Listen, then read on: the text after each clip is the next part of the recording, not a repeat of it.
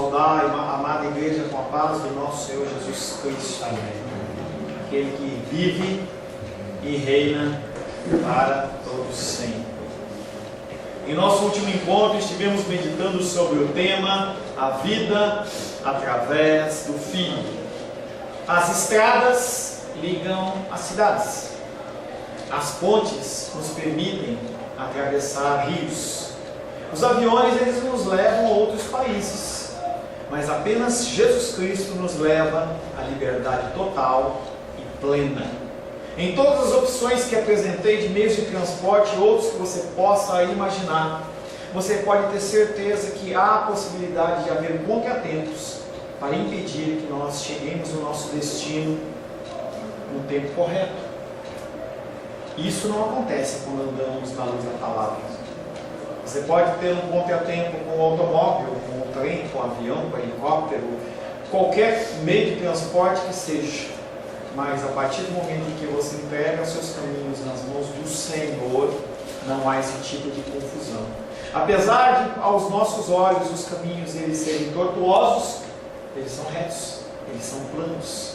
Se engana a pessoa que diz que todos os caminhos levam a Deus, ou como é que fala? Que Deus escreve certo por linhas tortas. Pode ser que a pessoa ela tenha miopia, tenha astigmatismo e esteja vendo torto. Mas você pode ter certeza que Deus não faz nada torto. Ele faz as coisas de forma reta e correta. O versículo da semana passada foi João capítulo 9, verso 8, que diz: os vizinhos e os que estavam acostumados a vê-lo como mendigo comentavam: não é esse que fica sentado pedindo esmolas? Aquele homem era realmente cego. Ele era realmente cego. E vivia paralisado diante de uma sociedade opressora que não estava nem aí para ele.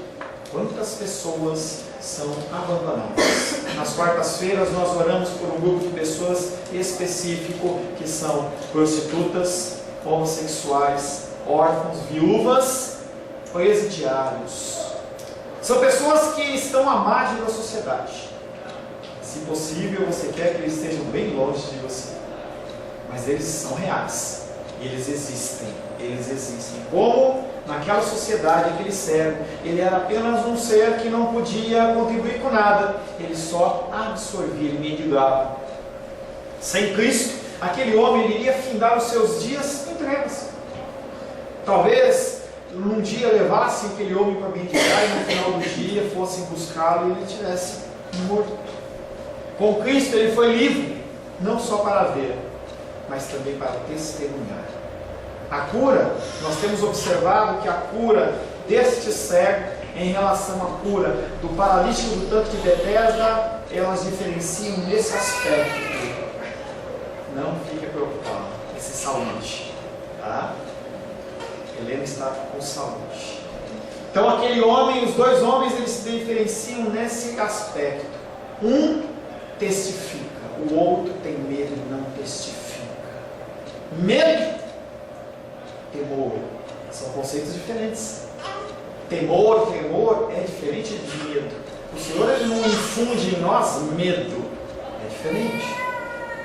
Muitas vezes não nos permitimos andar na luz, por optar por nossos próprios caminhos. Nós temos um certo grau de liberdade na nossa vida, nós temos falado isso. E as decisões que nós tomamos, elas têm consequências. Falava hoje pela manhã, falei na semana passada, as nossas decisões, elas nos trazem méritos quando nós acertamos e deméritos quando nós erramos. A culpa é só nossa. Não adianta querer pôr a culpa em ninguém. Helena Lima. Cristo nos convida a viver através dele, somente dele. É um caminho mais tranquilo. É um caminho em que nós podemos nos apoiar. É um caminho em que há mais tranquilidade. Tem lutas? Tem. Tem dificuldades? Tem. Tem enfermidades? Tem. Mas nós temos esperança. As pessoas sem Cristo elas não têm esperança. A grande massa, e eu falo porque eu preciso continuar falando, a grande massa de depressivos no Brasil, no mundo, são pessoas que já não têm mais esperança. Dependem só deles. Não podem olhar para o futuro e pensar que algo melhor a acontecer. As pessoas, elas passam por lutas e dificuldades, se elas não têm esperança, elas desfalecem e caem. A tia veio com muita dificuldade hoje para a igreja, bastante dor. E se ela não tiver esperança, por que continuar caminhando? Nós precisamos de esperança. Cristo nos convida a viver através dele, somente dele. A vida, ela só existe através do Filho. Hoje, domingão, dia de jogo nos estádios. E as pessoas, elas se apoiam nisso para ser a felicidade da sua semana. Não tem nenhum problema se você torce para o Flamengo, Palmeiras, Corinthians, Vasco. Não há problema, não há nenhum tipo de dogma, nenhum tipo de doutrina que fala assim, olha, se você for uma pessoa que gosta de futebol, você vai para o inferno. Não existe isso. Não existe isso. Mas se a sua felicidade ela é firmada apenas nisso, que triste a sua vida. Que triste a minha vida. Quando nós nos apoiamos em coisas que podem ser tiradas de nós no estralar de dedos. A nossa saúde, ela pode ir embora no estralar de dedos. As nossas finanças, as situações que nos cercam, a nossa saúde. Será que nós temos que firmar a nossa confiança em Deus ou em situações temporais? A palavra de hoje tem como título Crescimento Progressivo em Cristo. É uma palavra importante para você nessa noite. Não que as outras não sejam. Mas eu quero que você entenda a partir desse título que você cresce em Cristo. Você não nasce feio. Você não é tirado de uma prateleira. Pronto. Você não foi inaugurado. Você foi feito pelo próprio Deus.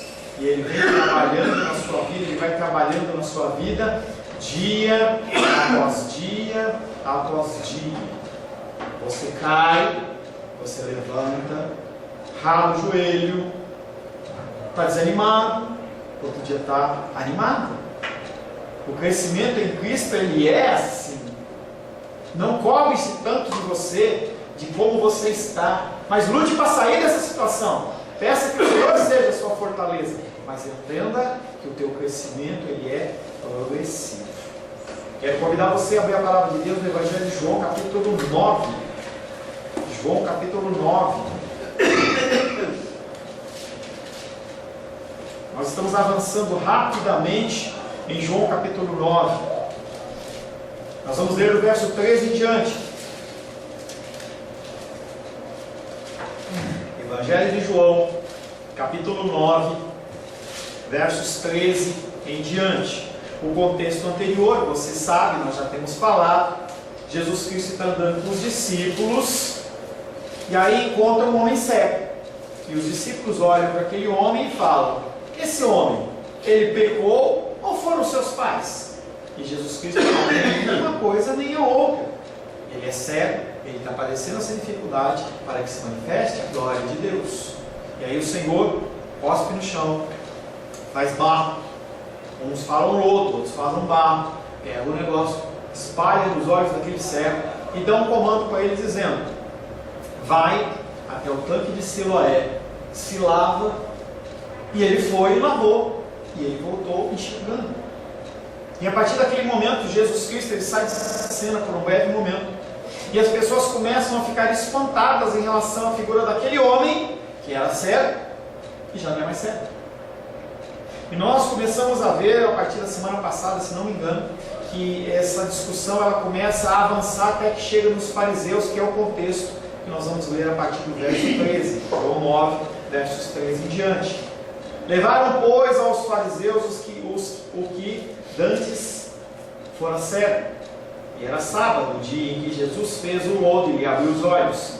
Então os fariseus, por sua vez, lhe perguntaram como chegar a ver. Ao que lhe respondeu: aplicou o lodo aos meus olhos, lavei-me e eu estou vendo. Por isso alguns dos fariseus diziam: esse homem não é de Deus, porque não guarda o sábado. Diziam outros: como pode um homem pecador fazer tamanhos sinais?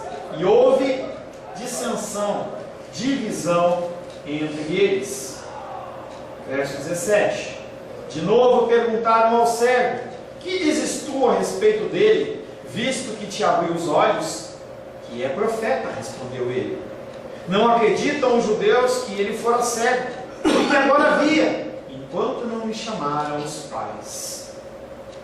E os interrogaram: é este o vosso filho, de quem dizes que nasceu cego? Como, pois, vê agora? Então os pais responderam: sabemos que este é o nosso filho que lhe nasceu cego. Mas não sabemos como vê agora, ou quem lhe abriu os olhos. Também não sabemos. Perguntai a ele: que idade tem? Falará de si mesmo. Isso disseram seus pais, porque estavam com medo dos judeus, pois esses já haviam assentado que se alguém confessasse ser Jesus o Cristo, fosse expulso da sinagoga. Por isso é que disseram aos pais: ele idade tem, interrogai-o. Palavra do Senhor. Amém? Senhor, em nome de Jesus, mais uma vez lemos a tua palavra, dando continuidade, Pai, à nossa meditação no Evangelho de João, capítulo 9. Pedimos, Pai querido, que mais uma vez o Senhor fale conosco, que o Senhor nos dê o entendimento, que o Senhor nos dê a sabedoria, que o Senhor fale, Pai querido, ao nosso coração. Peço a Ti que o Senhor me capacite, segundo o Teu querer, segundo a Tua vontade, Pai, como instrumento a levar e trazer um recado aos nossos irmãos e irmãs que aqui estão e também aqueles que assistem na internet, para a glória, honra e louvor do Teu santo nome.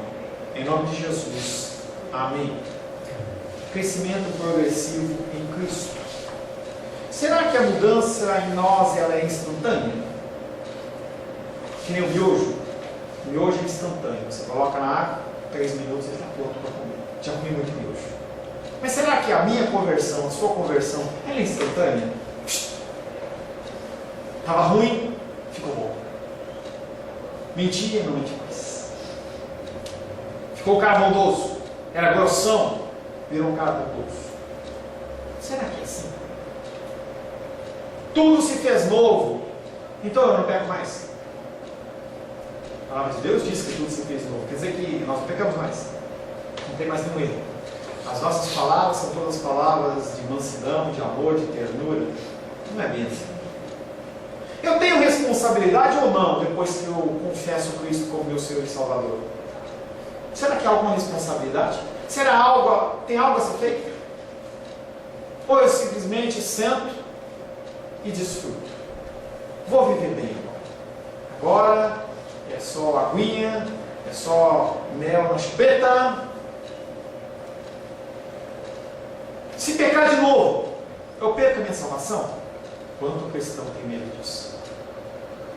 Então vamos fazer um culto. Segunda, terça, quarta, quinta, sexta, de manhã, de tarde, de noite. Campanha.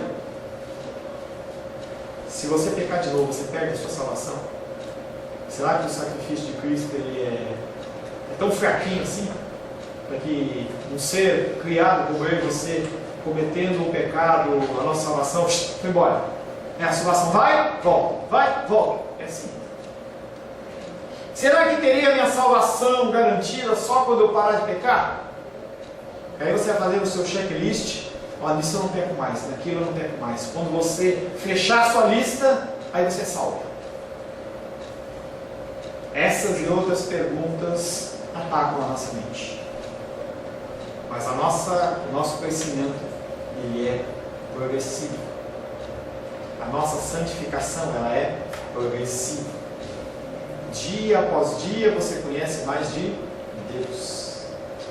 O primeiro versículo que nós vamos meditar é João capítulo 9, verso 17, que diz: então eles se dirigiram de novo ao cego. Já tinham falado uma vez, falaram de novo.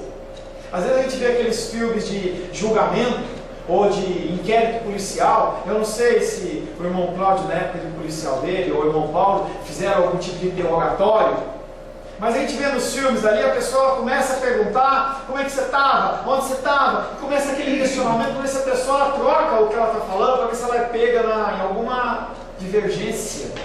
E é o que os fariseus estão querendo fazer. Então eles se dirigiram de novo ao cego. E ele pergunta para ele: e tu o que dizes daquele que te abriu os olhos? Aquele homem não cria uma história, ele não conta a sua genealogia, ele simplesmente responde aquilo que ele perguntaram. É um profeta. É um profeta. Em meio à divisão de opinião, e cuidado com divisão, porque divisão, quando há algum tipo de divisão, a coisa não avança, é difícil. Eu vejo, às vezes eu converso com o irmão Paulo, ele fala da dificuldade lá da obra, caminhar. Parece que ele tem o desejo, ele, Diana, tem o desejo de fazer o negócio andar para frente, mas as pessoas, elas não estão nem aí.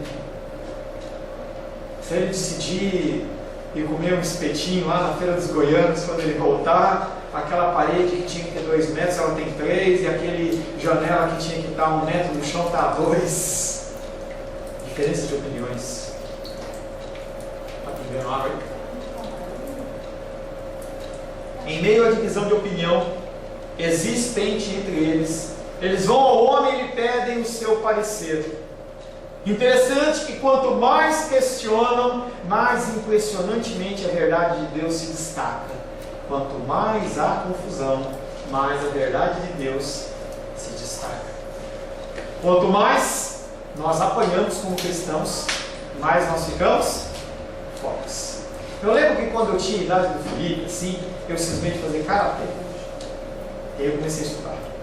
E aí, um exercício que tinha, que você tinha que ficar dando soco em parede ou em chão, assim, para você criar calo aqui nesses 2 ossos aqui, para que quando você batesse em alguém ou batesse numa tábua ou alguma coisa assim, você não machucasse a sua mão, só machucasse o seu oponente.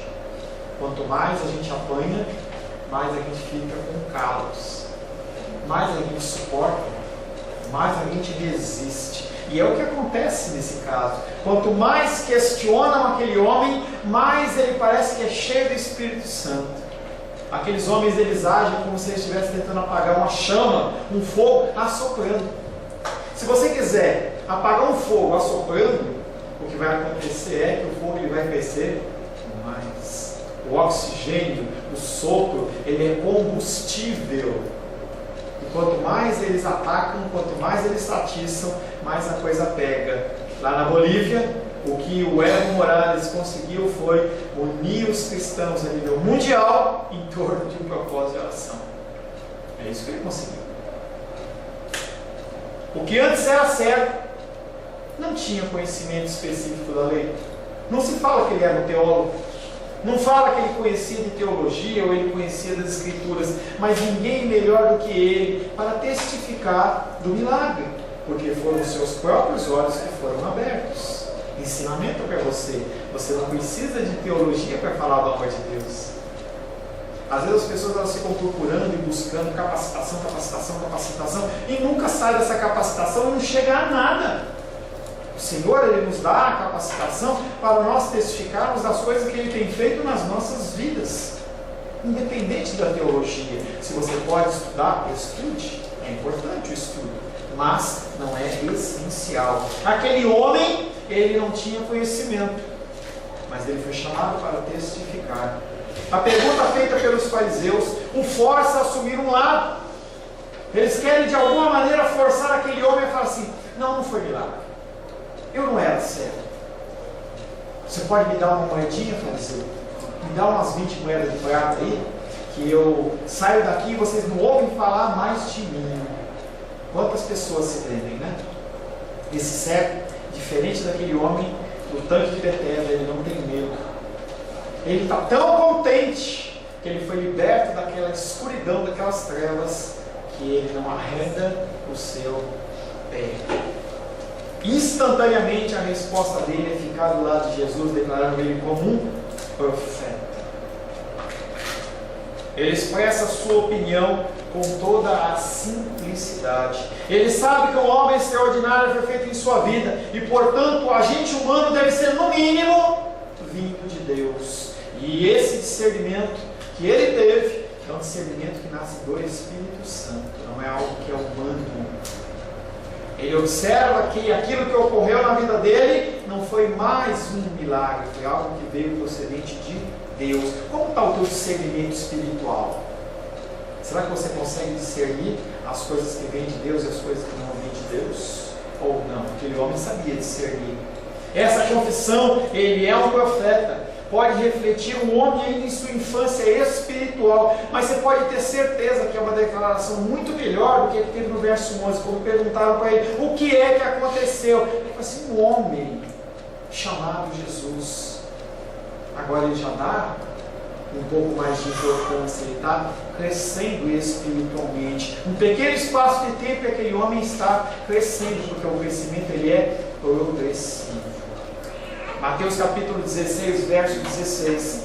Respondendo Simão Pedro, disse: Tu és o Cristo, Filho do Deus vivo. O mesmo Pedro que quando ele estava andando sobre as águas afundou. O mesmo Pedro que depois, mais para o fim do Evangelho, ele vai negar Jesus Cristo. O mesmo Pedro que quando Jesus Cristo está sendo entregue, ele pega a espada e corta a orelha de Malco. O mesmo Pedro que nega Cristo 3 vezes e está perdido. Tanto cego como Pedro, como eu, como você, nós temos uma longa jornada pela nossa vida ainda no caminhar. Muitas coisas ainda hão de acontecer. Mesmo em pessoas que têm uma idade um pouco mais avançada, muitas coisas ainda hão de acontecer. Não acha que porque você tem 30, 40, 50, 60, 70, 80, 90 anos, que não acontece mais nada. Acontece sim. Se assim não fosse, o Senhor ele já tinha nos levado embora. Se nós estamos na terra, há um propósito.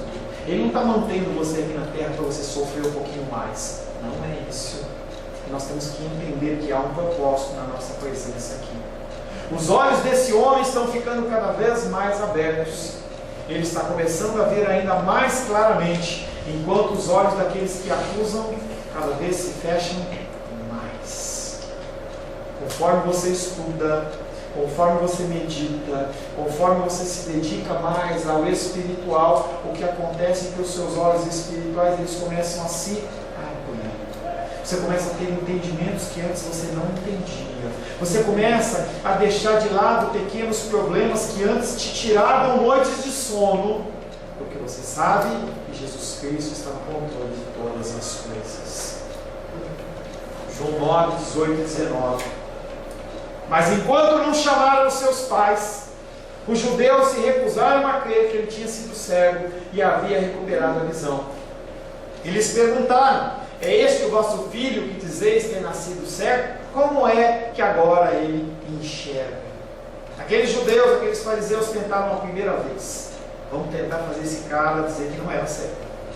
Vamos tentar fazer com que esse milagre seja escondido. Tentaram uma segunda vez. Não conseguiram. Vamos apelar para os seus pais. Os judeus têm diante de si um sério problema, pois não conseguem unificar a sua opinião. Uns acham que aconteceu o milagre, outros acham que foi um sábado, ele não é de Deus. Eles estão em conflito. E sem tal unidade, não podem apresentar uma frente unida contra Jesus. Eles decidem revisar os fatos, no caso de novo, esperando que a descoberta de algum engano resolvesse o seu dilema. Talvez aquele homem estivesse equivocado, talvez ele tivesse batido a cabeça, talvez aquelas pessoas que ouviam realmente não tinham visto ele, era apenas uma aparência. Então quem melhor do que perguntar para os pais que geraram aquele homem se ele era cego ou não? Como não conseguem trazer o ex-cego para o lado deles, eles apelam para buscar a opinião dos seus pais. A pergunta que eles fazem é dupla. Em primeiro lugar, ele nasceu cego? Ele era cego ou não? Cego ou não? Não, estou dizendo. Eles estão perguntando para você. O Senhor, ele estava perguntando, eles estavam perguntando para os pais. Ele era cego ou não? E aí pergunta também. Se ele não era cego, ou melhor, se ele era cego, como é que ele estava vendo? Como é que vocês me explicam isso? Chega para os pais e perguntam para eles. Como é que é isso? A pergunta é dupla. E a dificuldade dos judeus no crer ela é voluntária. Entenda que essa dificuldade deles crerem no que está acontecendo Não é algo que foi imposto a eles, mas é voluntário. Entenda que a partir do momento em que eles falarem, eu creio, eles vão ter que mudar o comportamento deles. A medida deles, o pensamento deles tem que mudar. Crer significa e implica numa mudança de coração. Não querem enxergar o fato porque contrasta com as suas convicções e desmorona o seu sistema teológico. Quantas convicções teológicas você tem que não são bíblicas e você se segura nelas? Fiz isso bastante já falei para vocês. Quando eu conheci o cristianismo ortodoxo, eu tinha dificuldade, porque eu acreditava em campanhas, eu acreditava que um óleo que ficasse enterrado numa terra lá por um mês, quando eu tirasse ele era santo, eu acreditava nisso. Eu acreditava que o pastor ele tem mais poder e unção do que qualquer pessoa. Eu acreditava em coisas que não estavam na Bíblia. E quando eu comecei a ler a Bíblia e entender que as coisas que eu acreditava não eram verdadeiras, a minha teologia, o meu conhecimento de Deus ficou abalado. E aqueles homens, se eles aceitarem a figura de Cristo, tudo aquilo que está acontecendo, a teologia deles vai ter que ser mudada. A ideologia deles o cega, pois era constituída em preconceitos e privilégios que não querem abrir mão. As pessoas elas não querem abrir mão dos seus conceitos, dos seus privilégios. Pastores e líderes religiosos não querem serem considerados como uma pessoa comum. Eles querem serem reverenciados. Eles querem estar no primeiro lugar das filas. Eles querem que as pessoas olhem para ele e falem assim, nossa, como ele é santo. E na verdade ele não tem nada a ver. Mas as pessoas gostam disso. As pessoas gostam demais de títulos, de plaquinhas em mesas, plaquinhas em portas, fulano de tal, presidente, presbítero, pastor, bispo, apóstolo. As pessoas amam isso. Olha, eu sou melhor do que você. As pessoas gostam disso. Se eles crescem em Jesus Cristo, eles teriam que abrir mão disso. Mas ao invés disso, o que eles fazem é fazer que nem aqueles touros. Lá na Espanha, um esporte é a tourada, que eu não gosto. Eu não acho uma coisa legal. Se magoa, se machuca o boizinho lá e tal. Mas a ideia da tourada é aquele touro bravo, está colocado num círculo, eu acho que é um círculo, em que não há nenhum tipo de proteção. E aquele homem ele entra para desafiar o touro. E ele tem um pano vermelho. E ele fica instigando o touro. E o touro, o que ele faz? Ele abaixa a cabeça, ele nem olha para mais nada. Ele pega a pata dele, cava e vai de encontro àquele pano. E o povo fala, olé, olé. Esses fariseus, eles estão fazendo que nem esse touro bravo. Quando eu e você não aceitamos as mudanças que procedem da palavra de Deus, nós somos que nem um boi bravo. Paulo nos informa o mesmo, pois ele diz que o ensino não está oculto, exceto para os reprováveis, cujo entendimento Deus deste mundo cegou. Há pessoas que vão ser alcançadas e pessoas que não vão ser alcançadas. Entenda isso. Há pessoas na minha família e na sua família que vão para o inferno. Entenda isso. Não quer dizer que você não tem responsabilidade, não quer dizer que você não tem que falar, não quer dizer que você tem que demonstrar amor, nada disso. Ninguém vem marcado na testa. Fala para esse, olha, não fala para esse. Ou então, aqueles que têm um X na testa, você testifica, aqueles que não têm, não testifica. Mas é uma realidade. Há pessoas em que nós vamos falar, que elas vão ouvir o Evangelho e elas vão para o inferno. E o apóstolo Paulo fala dessas pessoas em 2 Coríntios capítulo 4, versos 3 e 4.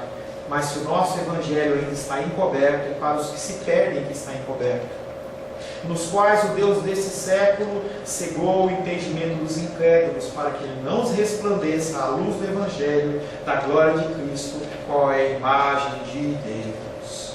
Como é que eles são cegos? Pratos de lentilhas. Coisas são oferecidas em detrimento da palavra de Deus. Outros caminhos, outras formas. Se você tiver a oportunidade de ler ou ver o filme, tem um escritor de vou chutar e vou errar, 1600, 1500, 1700, chamado John Bunyan, cristão. E ele escreveu um livro que depois virou filme chamado O Peregrino. É um filme de mais ou menos 1 hora e pouquinho. Nesse filme mostra toda a trajetória daquele homem chamado cristão e todos os problemas que ele teve no caminho, em que as pessoas falam assim: não, esse caminho é muito difícil, vamos por outro. Quando você vai por outro caminho, você se perde. É o que o apóstolo Paulo está falando. Cuidado com as coisas que são oferecidas pelo mundo, que te desviam desse crescimento progressivo de Deus. Advertidos por tais exemplos, que nós possamos trazer, aprendamos a não trazer sobre nós os obstáculos que nos afastam da fé. Não adianta pôr a culpa no teu pai, não adianta pôr a culpa na tua mãe, não adianta pôr a culpa na sociedade, não adianta pôr a culpa no teu marido, na tua esposa, no teu filho, na tua filha, no governo, no teu pastor, em quem quer que seja. Quando você atrai para você, quando você coloca esse tipo de fardo sobre as suas costas, quem colocou foi você. Não põe a culpa em outras pessoas. Nós temos tanto apego a práticas que não são bíblicas, porque elas são mais fáceis em detrimento das bíblicas. É muito mais fácil fazer uma campanha para você aqui e falar para você rodar, para você pular, falar para você entrar no rio 7 vezes. É muito mais fácil que eu falar assim: olha, se dedica no estudo da palavra. Lê segunda, lê terça, lê quarta, lê quinta, lê sexta, lê sábado, lê domingo. E eu esqueci de ler hoje. Você viu? Também não, né? Esqueci de fazer devocional hoje. É mais fácil você não ler do que você ler. Cuidado. João capítulo 9, verso 20 e 21. Seus pais então responderam: sabemos que esse é nosso filho que nasceu cego, mas como agora ele vê, não sabemos. Ou quem abriu os olhos? Não sabemos. Perguntai a ele, pois tem idade e pode responder de si mesmo. Por motivos ainda a serem explicados em versículos aí para frente, os pais não ficam à vontade com a linha de ataque dos judeus. Eles estão preparados para afirmar que o seu filho era cego e que ele agora vê. Mas em relação à última pergunta, eles não estão preparados a dizerem qual é o motivo que pode gerar algum tipo de dificuldade. Por isso que ele fala assim: ele já tem idade. Quando fala ele já tem idade, é no mínimo 13 anos. Com 13 anos, o menino, ele já é considerado homem dentro do judaísmo. E ele é uma pessoa apta para dar resposta a respeito de si mesmo. Embora os pais desta forma preservem suas próprias relações com as autoridades, as respostas que eles deram aos fariseus foram muito diferentes do que eles esperavam. Aqueles homens, daquele jeito, daquela maneira, eles testificaram que ocorreu um milagre. Eles não sabem mais o que ser feito.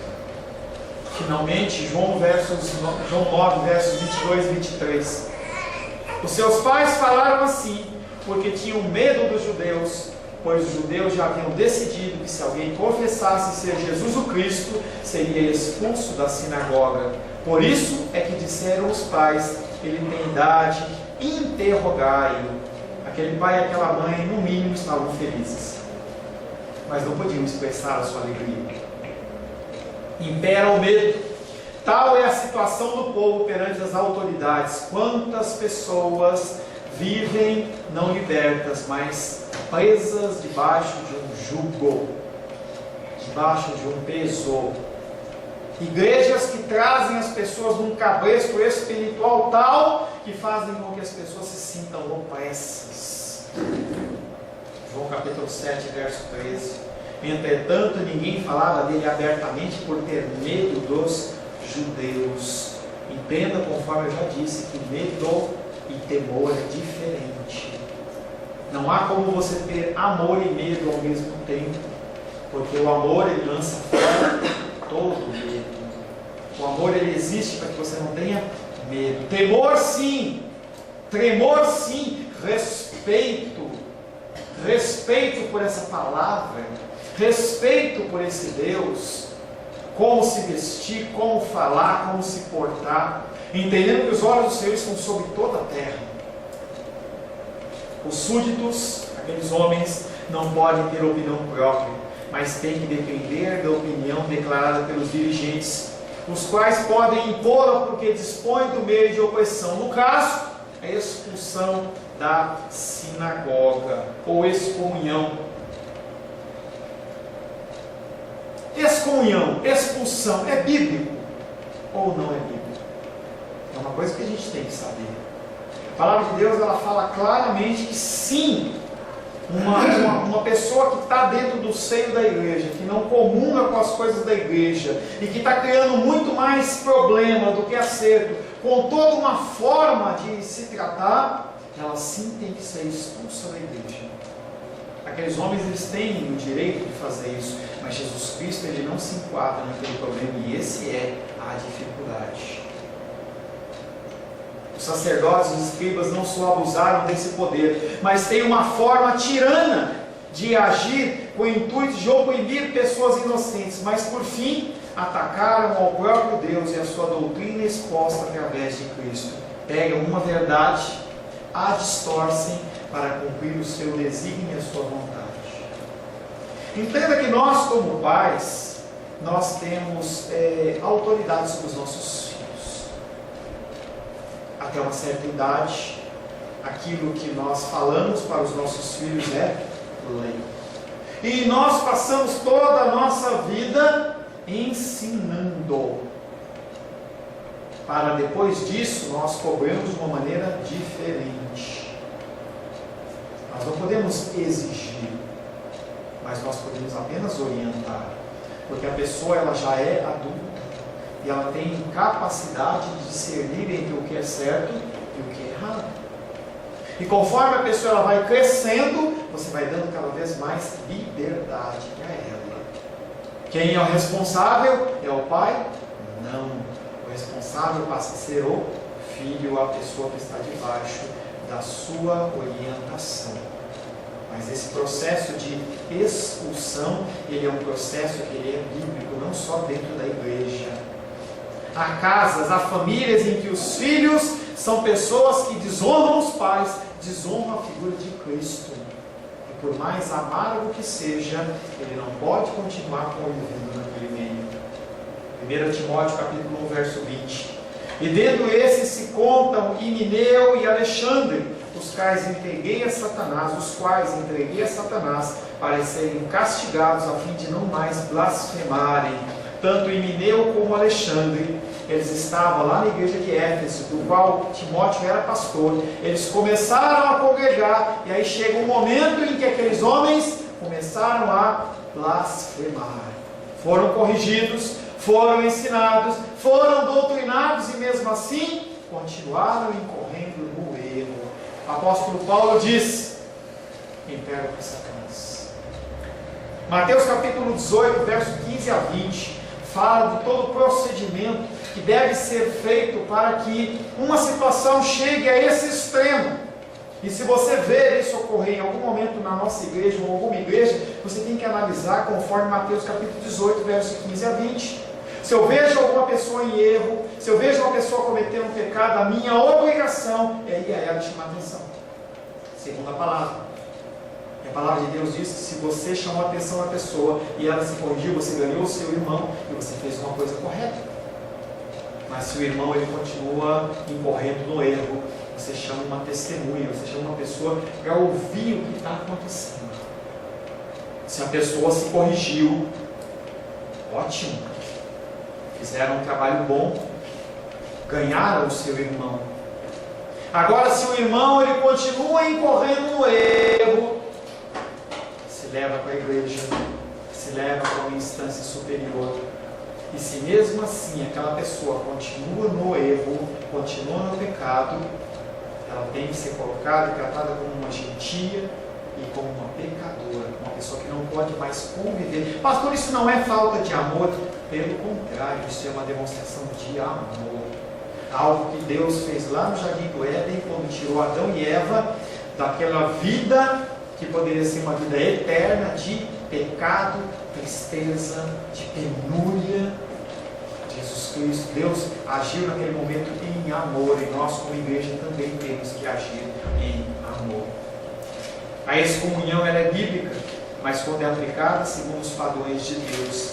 A interpretação bíblica correta é imprescindível para um viver correto na presença do Senhor. Como é importante você conhecer o que você lê.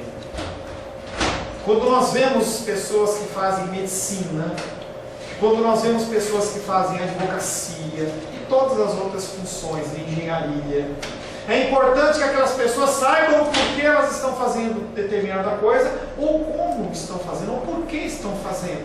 Se o engenheiro ele vai construir uma ponte e ele não coloca os alicerces corretos, o que acontece é que aquela ponte cai. Se uma pessoa está construindo um prédio e não é firmado, alicerçado corretamente, o prédio tomba e cai. Se o médico não conhece de um procedimento e ele faz algum procedimento, você mata o paciente. Não é diferente na palavra de Deus. As pessoas, elas não querem entender o que a palavra está dizendo, e aí pegam frases feitas e acham que podem interpretar como elas querem. Textos como, por exemplo, Mateus capítulo 7, verso 1. Não julgueis para que não sejais julgados. Nos dias de hoje, ele tem interpretação. Me deixa pecar em paz. Eu posso fazer o que eu quiser. Você não tem direito a me julgar, porque você é pecador. E não é isso que o versículo está falando. Nós temos que nos dedicar ao estudo da palavra. Nós temos que mudar o nosso coração. Nós temos que transformar o nosso ser dentro da forma de Jesus Cristo. E isso é feito não de uma vez, não numa tacada só. Não é um mês que você tira para se dedicar, para estudar a Bíblia ou para meditar, que você vai ter uma mudança significativa. A mudança nos cristãos leva uma vida inteira. Falar hoje pela manhã, como é triste pessoas que deixam para o último momento da sua vida para se decidirem por Cristo. E aí descobrem como é difícil aprender a perdoar. Algo que você aprende, demora toda uma vida, aquela pessoa ela não tem capacitação de aprender. Você foi desperto com 15 anos, viva intensamente. 20, 30, 40, 50, 60, 100, quanto não importa. Viva intensamente buscando conhecimento e o crescimento progressivo do Senhor. Amém? Feche seus olhos. Senhor Deus, nos apresentamos a Ti, Pai, como Teus filhos. Nos apresentamos a Ti como pessoas que ainda têm uma longa jornada a ser trilhada. Independente da nossa idade, ser 10, 20, 30, 40, 50, 60, 70 anos, 80, 90 anos, independente da nossa idade, nós continuamos tendo muito a aprender. E nós precisamos do Senhor. Não há como nós crescermos, Pai, sem a instrução do Teu Espírito. A Tua Palavra, ela é lâmpada para os nossos pés, é luz para os nossos caminhos. Nos instrui, Pai. Gere em nós a fome, a sede, o desejo do Senhor. Que nós possamos, Pai, discernir as coisas espirituais, as naturais. Que nós possamos nos dedicar muito mais, Pai, à nossa vida eterna, à nossa vida temporal. É o que te pedimos, Pai. Em nome de Jesus. Amém.